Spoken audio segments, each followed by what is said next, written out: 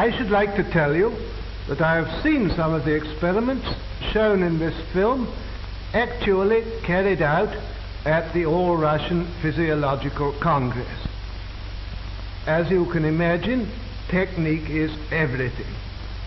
Besides such work as you are about to see, Bryukhanenko shares the credit for the methods of human blood transfusion which were first developed in the Soviet Union and are now practiced in this country, which have saved so many lives during the war. What enabled Soviet scientists to solve this problem?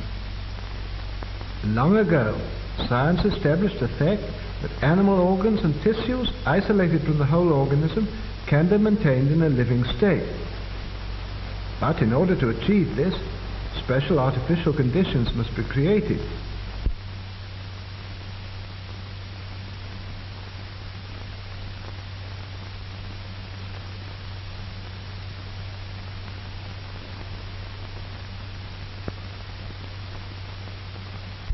Isolated organs can be brought to life even though they've been removed from the animal's corpse some time after death. Here's a dog's heart.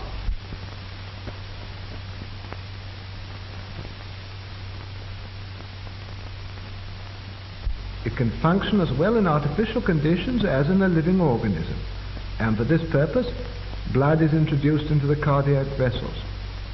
The isolated heart beats just as it did a few hours previously in the living dog.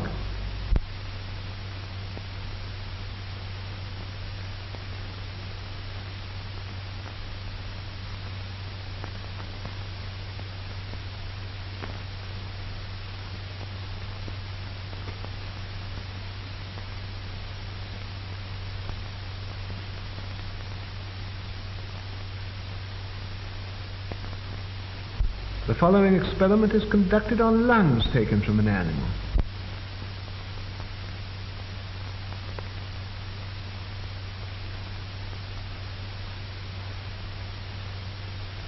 Bellows distend the lungs and fill them with air.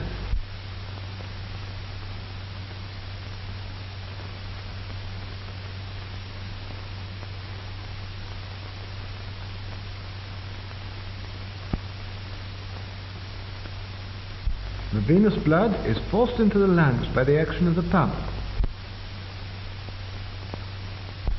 The dark venous blood passes through this tube.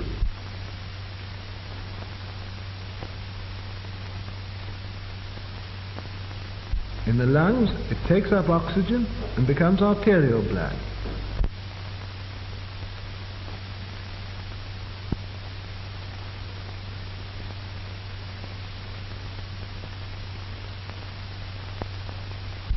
The isolated lungs breathe, producing the same chemical changes as in the living animal.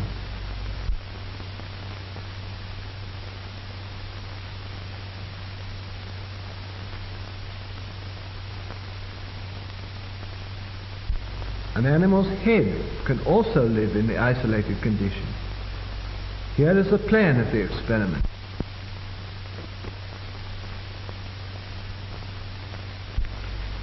The arterial pump takes arterial blood from the reservoir to the head, while the venous pump drains off the venous blood.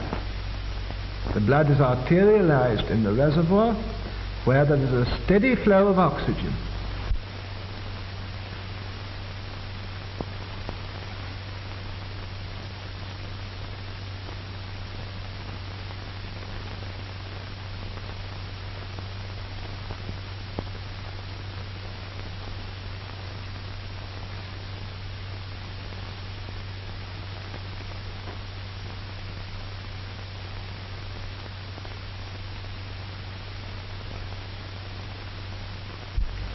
The artificial blood circulation ensures the metabolism necessary for the life of the head.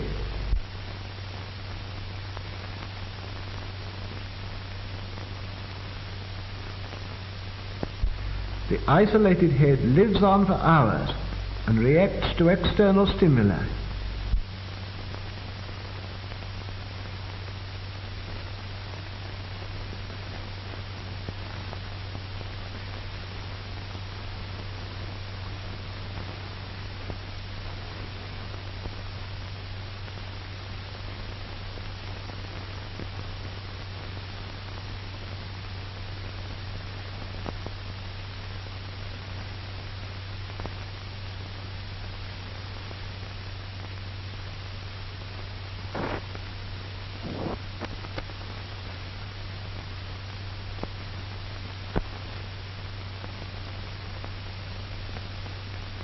The isolated head even reacts to light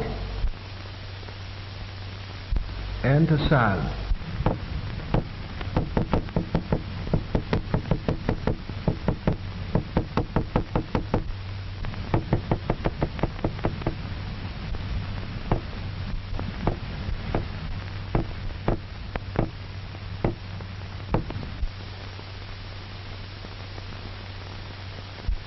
The revival of individual organs enabled scientists to proceed to experiment on reviving the whole organism. The revival of the whole organism can be achieved with the help of an apparatus called the auto-ejector.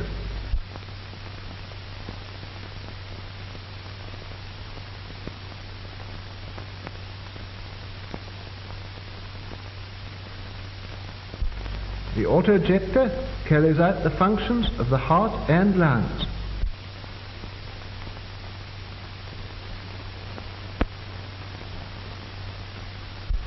As we know, the heart, by its rhythmical contractions, supplies the body with arterial blood rich in oxygen.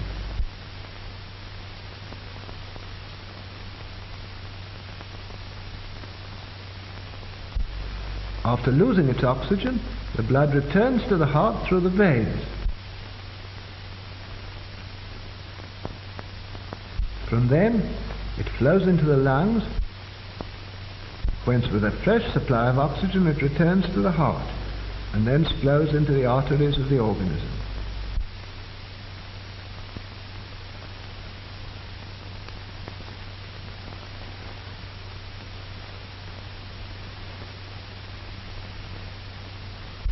The auto-ejector works on the same principle. The apparatus includes a system of pumps for supplying blood and drawing it off.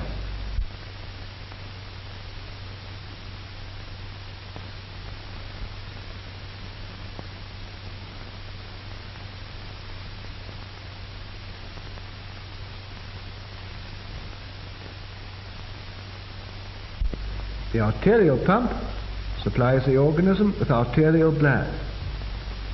When the blood has given up its oxygen, the venous pump draws it back into the reservoir. Here, just as in the lungs, it's enriched with oxygen and returns into the organism. The blood passing into the arteries of the body ensures the necessary metabolism. In this way, the auto-ejector can perform the work of both the heart and lungs.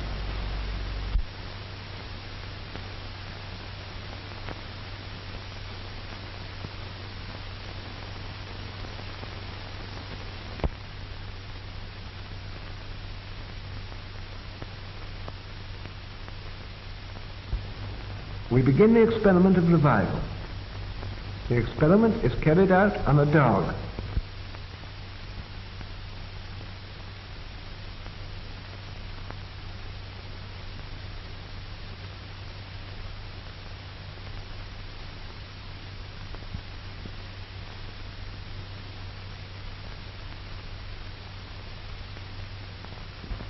A substance which prevents clotting is introduced into the animal's blood. The dog is under an anesthetic. It doesn't feel pain. No interruption of the animal's normal functions has yet occurred.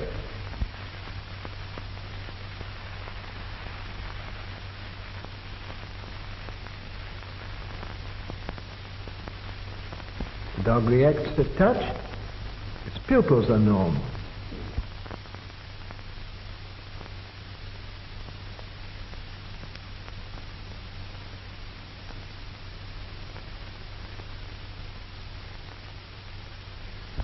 A special apparatus, the chymograph, registers the breathing and the function of the dog's heart. The pulse and breathing are normal.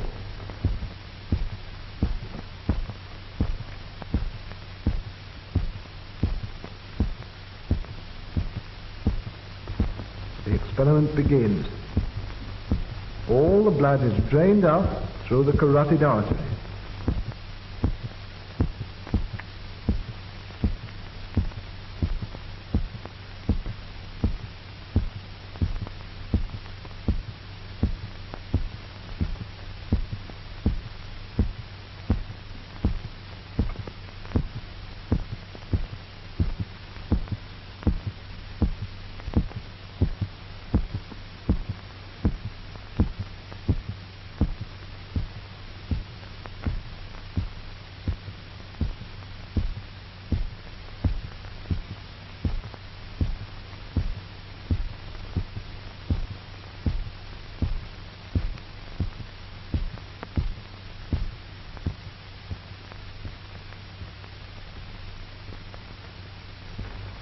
heart has stopped.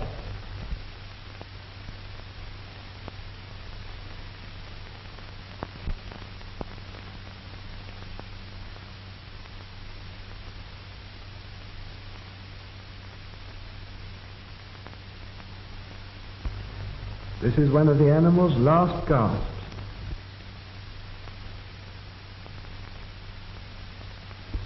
This is a final breath.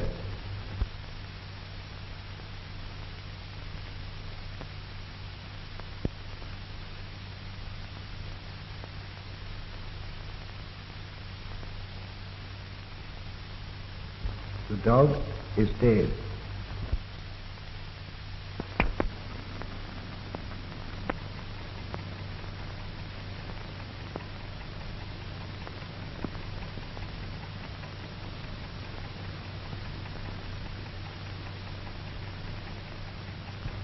Without operative interference, death would be final, as the disintegration of the body cells would gradually set in. The autojector is being attached before starting the revival. The arterial pump is connected with the artery.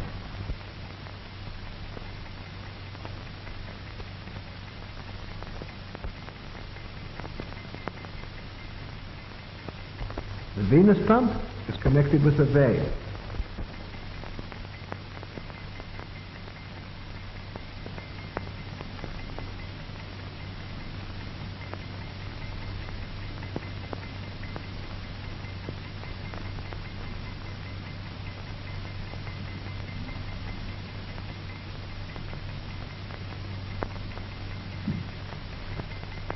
Ten minutes have elapsed since the animal died.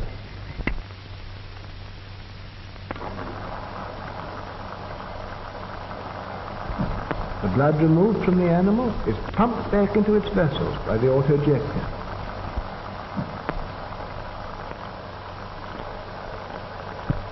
The autojector ensures a normal blood circulation in the organism, replacing the action of the dead heart and lungs.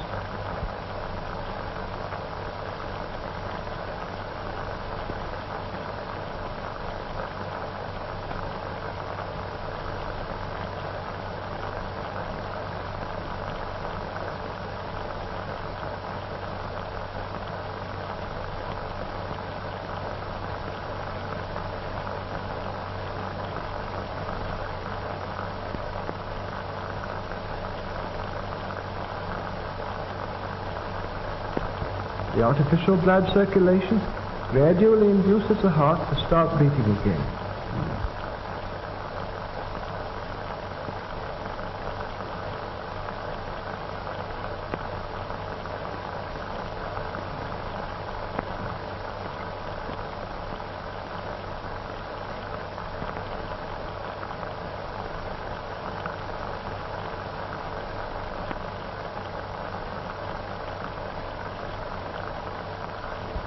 The heart's action begins to be normal.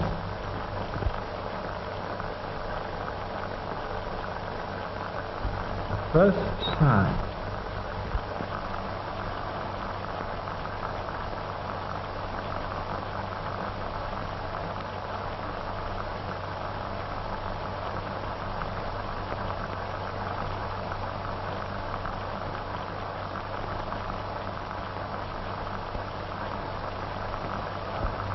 The respiration is gradually restored.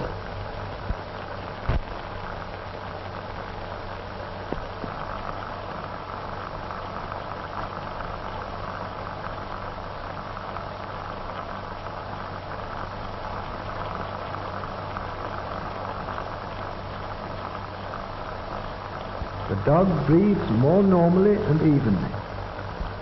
The animal's condition approaches normal. We can now disconnect the autojector and leave the organism of the dog to maintain life with its own resources.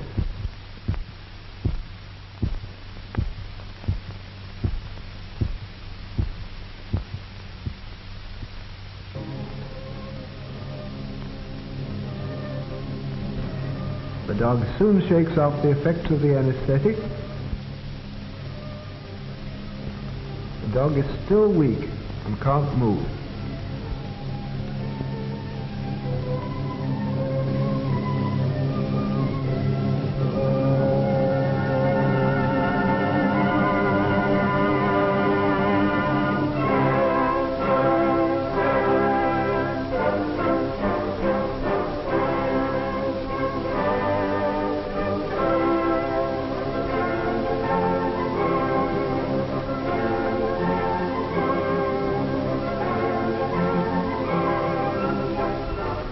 After 10 to 12 days, the dog returns to its normal state.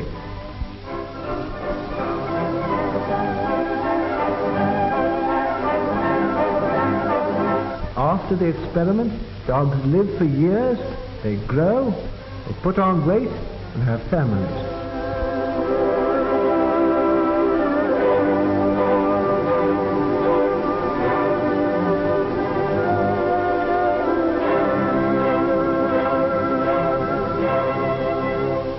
For a number of years now, 3 dogs have been under observation in the Voronezh Medical Institute after being revived by artificial blood circulation.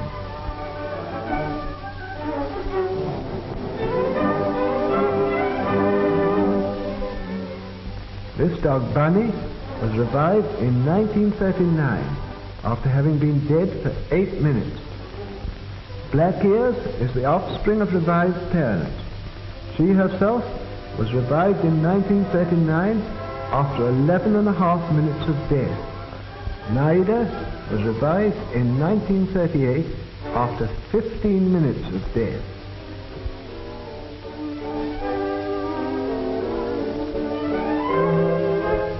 These experiments on the revival of dogs have shown that the process has no harmful effect on the animal organism. The question of the revival of animals is one of the most interesting problems in physiology today. Experiments on revival have added to the valuable store of our knowledge of experimental medicine.